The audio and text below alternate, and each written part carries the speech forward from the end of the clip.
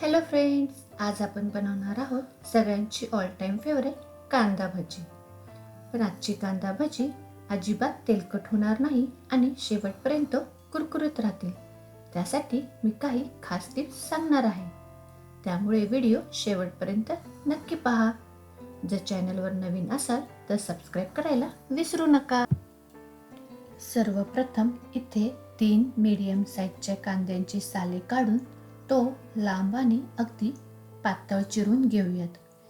चिरलेला कांदा एका बाउलमध्ये काढून घेऊयात आणि हाताने चोळून त्याचे सगळे लेयर सुट्टे करून घेऊयात.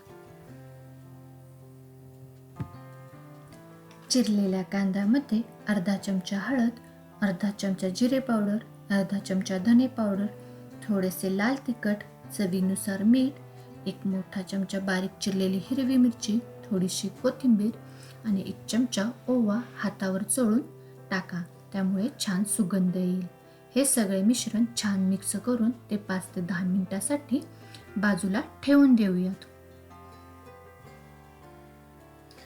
10 मिनिटांनंतर कांद्याला चांगले पाणी सुटलेले दिसेल.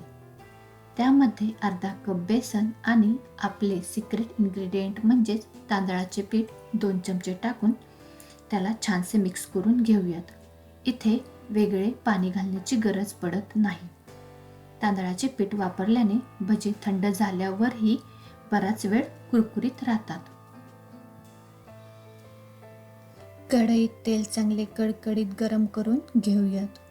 तेल गरम झाल्यावर गॅस मध्यम आचेवर ठेवूयात. हाताच्या साहाय्याने आपण छोटे छोटे भजी तेलामध्ये सोडूयात आणि दोन्ही बाजूनी आलटून पालटून छानसा सोनेरी गोल्डन ब्राऊन आणि कुरकुरीत होईपर्यंत मध्यम आचेवर तळून घेऊयात.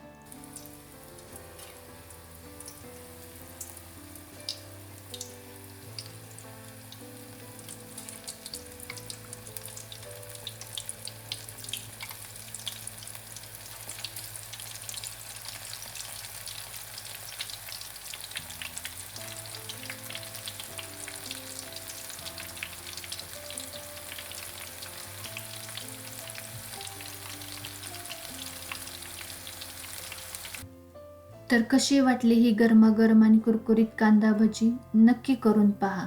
व्हिडिओ आवडल्यास लाईक अँड शेअर करायला विसरू नका. पुन्हा भेटूयात एका नवीन रेसिपीसह. Thank you for watching. Bye bye.